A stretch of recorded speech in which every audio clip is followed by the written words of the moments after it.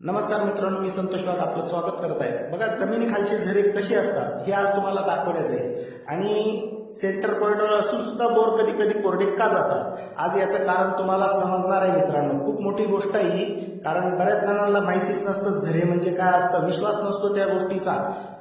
जमिनीत बोर घातलं म्हणजे पाणी आलं, पण त्याची माहिती पण पाहिजे। कधी कधी बोर कोरडंही जाऊ शकतं ना, तर यासाठी आपल्याला आज जाणून घ्यायचंय की कधी कधी सेंटर पॉइंटला असतानाही बोर कोरडे जातात। बघा मित्रांनो, हा जो गॅप दिसतोय, या गॅप मधून सीजनला म्हणजे आज 3 वर्ष कंटिन्यू ह्याच फक्त एका ठिकाणाहून जवळजवळ 1.5 इंची ते 2 इंची पाणी ह्या एका ठिकाणाहून चालतं मित्रांनो। बघा, इथून पाणी पाझरताना दिसत आहे, हा गॅप आहे, हा जमिनीखालचा झरा आहे मित्रांनो।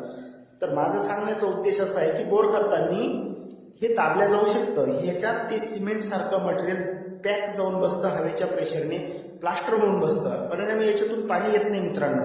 तर काय होतं, बोर करताना हवेचं खूप दाब असतो मित्रांनो, त्यामुळे हे झरे हे दाबले जाऊ शकतात। तर हे जमिनीखालचे झरे, तर लोकांचं म्हणणं जमिनीखाली झरेच नसतात, पाणी येतं कुठून मित्रांनो।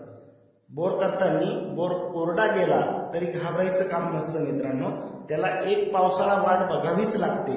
कारण आपण नेमकं उन्हाळ्यात बोर घेतो, उन्हाळ्यात पाण्याचं प्रेशर जमिनीत कमी असतं, त्यामुळे ते दाबले जाऊ शकतात। हा 1-1.5 इंची एकाच ठिकाणी पाणी आहे, तर ते दाबल्या जात नाही मित्रांनो। ते पाखीमध्ये म्हणजे त्या नळामध्ये साठल्यानंतर त्याचा प्रेशर जर झाला तर ते मोकळं होऊन जातं। कधी कधी बोर करतानाच अफाट पाणी वर येऊन जातं, हा सगळा नशिबाचा भाग आहे।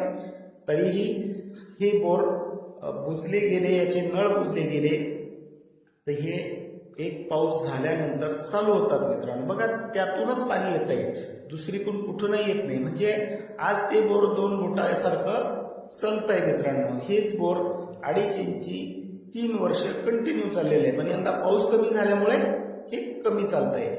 त्यामुळे बोर करताना कोरडं गेलं घाबरून जायचं नाही मित्रांनो। झरे असतात जमिनीत, आता झरे कसे असतात बघा, हा एक झरा गेला, ही पोकळी असते, हे असे कट झाले पाहिजे मित्रांनो खाली जाऊन। जर थोडंफार तिरपं गेला आणि हा झरा 6 इंचाच्या होलने कट नाही झाला, परिणामी पाणी कमीच लागणार आहे। हे असे नळ असतात मित्रांनो, जमिनीखालचे नळ म्हणतो याला आपण।